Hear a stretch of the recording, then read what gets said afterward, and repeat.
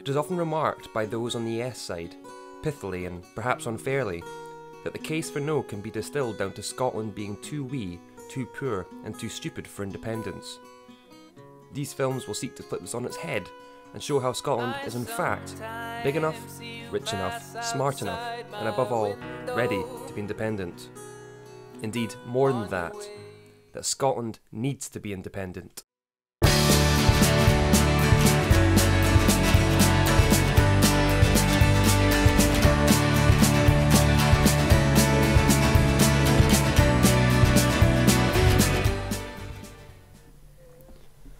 We discussed previously Scotland's historic tax contribution to the UK and the corresponding spending, showing that Scotland has been a net contributor for the last 30 years, giving more than it's got back.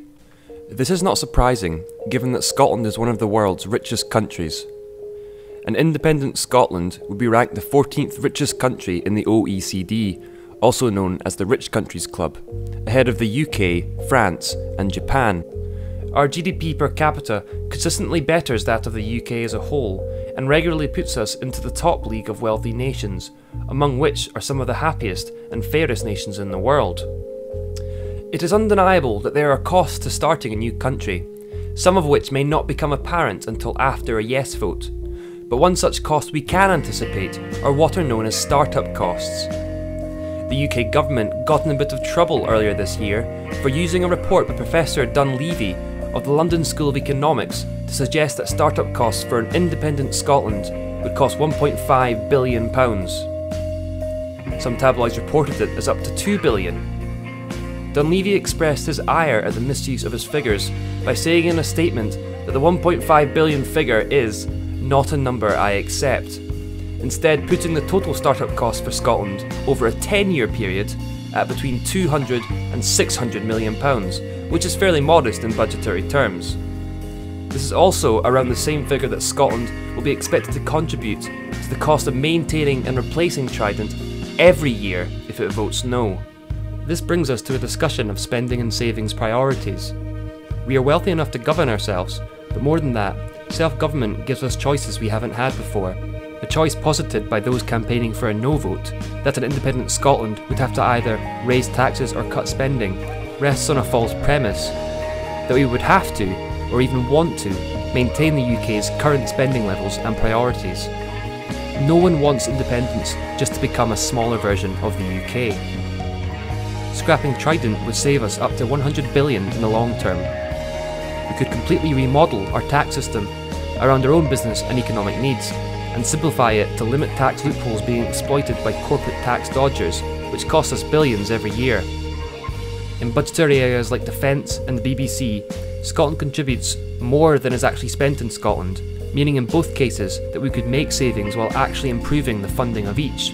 We would no longer have to pay our share to expensive institutions like the House of Lords, or contribute to hugely costly infrastructure projects like the HS2 London to Birmingham Railway, which doesn't benefit Scotland at all.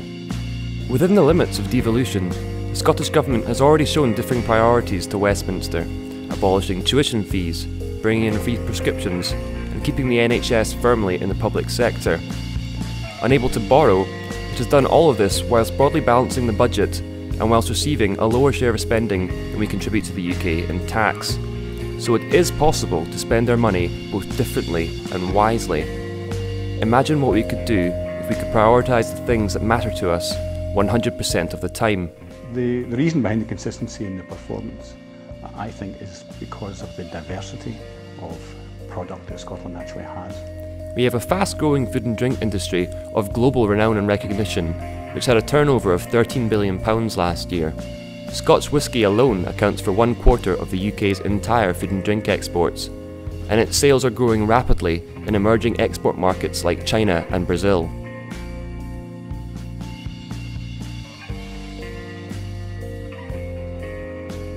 Our tourism sector generates over £6 billion a year, and our creative industries generate £5 billion. Our financial services industry is worth over £10 billion, and we are world leaders in life sciences and engineering. One area we have huge potential in is renewable energy. Scotland's aim is to generate half its own electricity from renewables by 2020. But the massive potential around these shores offers even greater opportunities. With an estimated 25% of Europe's offshore wind and tidal potential and 10% of wave potential, these waters could be the powerhouse of Europe. After the decades of oil richness, the possibility of a similar renewables boom in the future would put Scotland in the envious position of continuing, even after the oil runs out, to be a major global energy supplier. Scotland would become the second largest exporter of oil and gas in Europe after Norway. Oil and gas reserves are an exceptional bonus for a small country like ours. The industry generated Scotland over £30 billion in 2012. But isn't it the case that A, the oil is running out, and B, oil is a highly volatile resource? Everyone knows that oil and gas are both finite resources and will eventually run out. But it's estimated by industry body Oil and Gas UK that it could potentially last for another 50 years. An expert commission headed by Melfort Campbell put the wholesale value of the remaining North Sea reserves at £1.5 trillion, meaning in terms of profit from oil and gas production, we may not even be halfway there yet.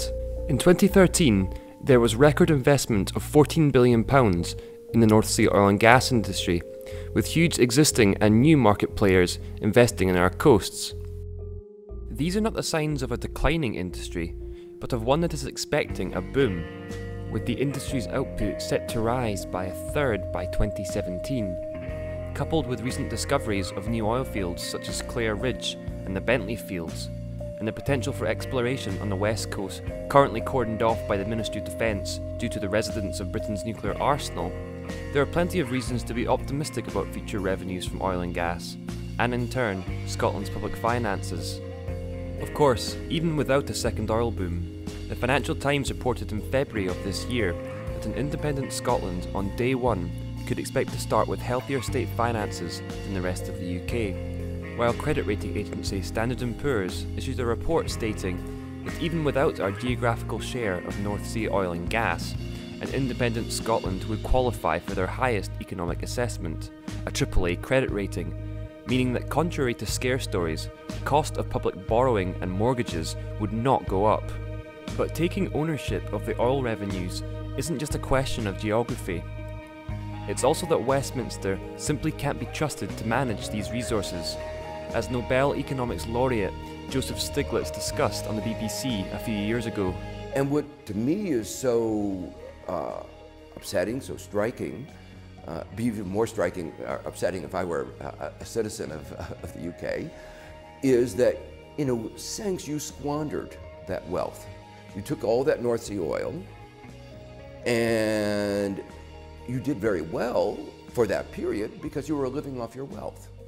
And you mistook the success of the Thatcher era as a success based on good economic policy when it was really a success based on living off of your wealth and leaving future generations impoverished.